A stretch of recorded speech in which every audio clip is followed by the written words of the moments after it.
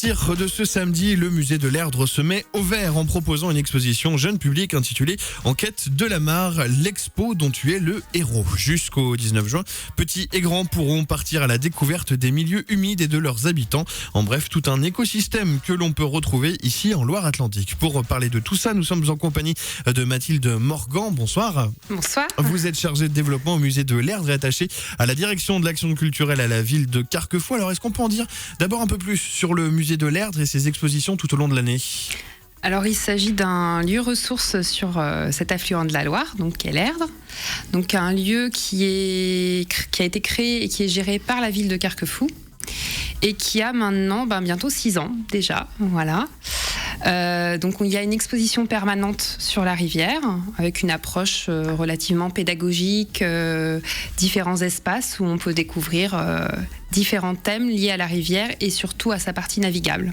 Donc des expositions qui sont surtout axées sur ces thèmes de la rivière et de l'Erdre et des confluents et affluents en général. Alors en fait il y a une exposition qui est là donc toute l'année qui porte sur la rivière, donc l'Erdre, et puis après on développe chaque nouvelle saison, donc d'avril à octobre, on développe des expositions en parallèle, donc ça peut être comme cette année sur la mare, et puis après il y aura le thème de l'anguille, et puis l'année dernière on avait travaillé sur les chauves-souris, on a eu aussi des expositions sur la navigation, sur les loisirs, donc différents thèmes autour de la rivière. Alors justement, votre proposition pour les mois à venir, qui je le rappelle est nommée Enquête à la mare, l'expo dont tu es le héros, a été conçue par la Maison des Libellules, c'est en Vendée. Est-ce qu'on peut rappeler qu'est-ce que c'est exactement cette Maison des Libellules ? Alors, c'est un lieu que j'ai découvert maintenant il y a une dizaine d'années, qui est situé donc en effet dans l'agglomération de La Roche-sur-Yon. Il faut vraiment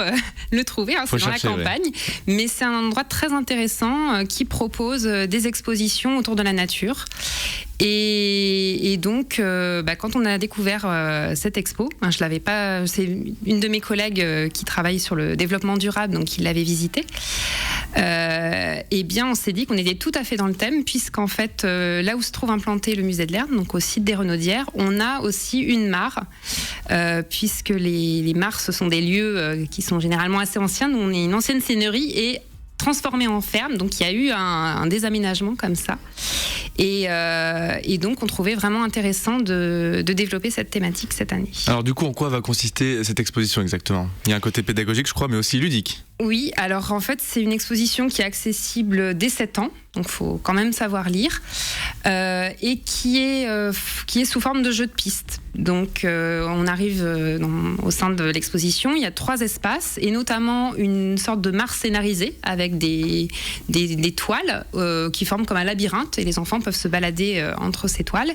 Et ils découvrent ainsi 5 enquêtes qu'ils ont à mener, et différents indices à retrouver donc dans des tentes. Donc il y a la tente du grand-père naturaliste qui va les aider à retrouver quelques indices. Donc il y a des plumes, des herbiers, différentes choses. Et puis également une tente avec de la documentation, des tiroirs à ouvrir, des différentes choses. Alors, on rappelle que l'exposition parle des milieux humides, mais justement, est-ce qu'on peut redéfinir ce terme exactement ? Qu'est-ce que sont les milieux humides ? Alors, c'est un terme, on parle aussi de zones humides, donc ce sont des milieux assez vastes, c'est constitué aussi bien des rivières, des fleuves, des mares, des affluents. Donc, tous les bassins versants des rivières, finalement, sont des zones humides. Et il faut savoir que la Loire-Atlantique est un des premiers départements en France pour ces zones humides. Donc, il y a une grande superficie de zones humides. Et l'Erdre en compte de très nombreux. Donc, pour nous, c'était important de mettre l'accent sur ce thème-là. Alors, on rappelle que c'est destiné au jeune public à partir de 7 ans. Justement, quelle formule vous avez trouvée pour intéresser finalement ces jeunes personnes ?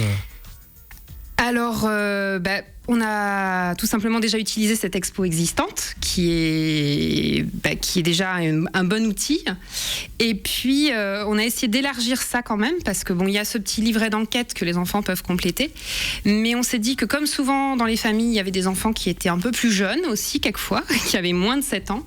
Eh bien, on a aussi proposé dans un premier espace une fresque où les enfants vont pouvoir s'exprimer en faisant des petits collages d'insectes, de plantes, de choses qu'ils auront pu observer dans l'exposition. Donc ça, ce sera pour les plus petits et pour les grands aussi. Alors il y a également 2 temps forts les vendredis 8 et 15 avril. Il s'agit de l'atelier famille Explorons la Mare. Alors en quoi ça consiste ça exactement ? Eh bien là encore c'est quelque chose qu'on a imaginé avec ma collègue qui est médiatrice, avec la chargée de mission développement durable à la ville et puis aussi avec la LPO 44, donc c'est la Ligue de protection des oiseaux. Et donc pendant 2 après-midi on propose aux familles de venir dans le musée, donc refaire ces petits ateliers autour de la fresque, refaire le jeu de piste, découvrir ce jeu de piste, et puis aussi en parallèle à la mare des Renaudières, donc qui cette fois-ci, pour ces 2 occasions, sera accessible au public, ce qui n'est pas le cas pendant le reste du temps de l'expo. Donc là, on pourra découvrir donc en prélevant des échantillons d'eau, voir ce qu'on peut observer dans la mare et aussi autour de la mare. C'est pour ça que j'ai vu qu'il fallait prévoir des bottes, c'est ça ? Oui, on sait jamais trop la météo et je pense qu'à mon avis, ce sera encore humide à ce moment-là. Alors, quand est-ce qu'on pourra enquêter sur cette mare ? Quand est-ce que... Eh bien, dès ce week-end, donc dès samedi, de 14h à 18h. Et ça, après, pendant les vacances, c'est du mercredi au dimanche, tous les après-midi.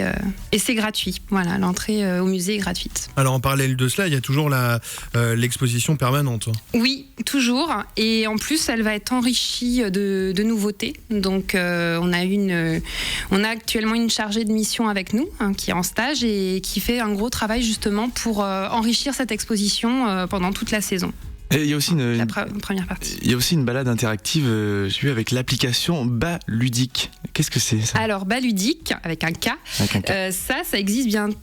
Depuis juin l'année dernière, on a mis ça en place.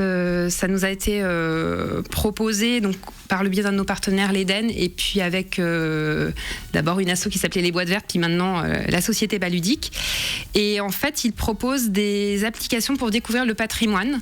Donc là, c'est aussi bien le patrimoine vert que l'architecture, l'art contemporain. Donc c'est un parcours assez varié pour découvrir tout ce qu'on trouve autour des Renaudières. Donc j'en dis pas beaucoup, pas trop, si ce n'est que il faut aller voir déjà leur site pour découvrir les balades qu'ils proposent et puis avoir un smartphone pour se connecter. Oui.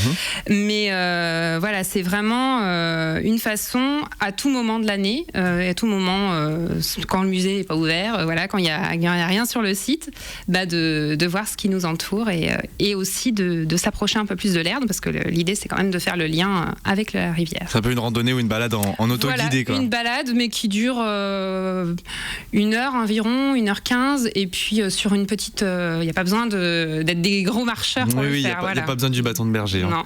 Et du coup, on a son smartphone, et dès au fil de l'avancement de la balade, on a des infos qui arrivent. Voilà, ça détecte, en fait, c'est une géolocalisation qui va détecter des points d'intérêt. Et puis, c'est ludique aussi, c'est vraiment une autre jeu de piste, mais en extérieur.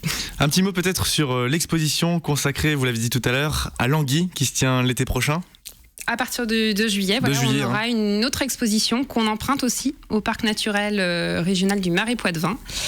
Et là, c'est l'occasion pour nous aussi de travailler sur le local, puisque la civelle, l'anguille, ça fait partie de la vie de l'Erdre et du bassin versant de la Loire aussi. Il y a aussi beaucoup de choses à découvrir sur cet animal qui est quand même assez énigmatique, mystérieux. Voilà. Donc c'était un sujet aussi c'est un sujet très intéressant. On est encore en train de travailler dessus, mais ça promet, je pense, de belles découvertes aussi.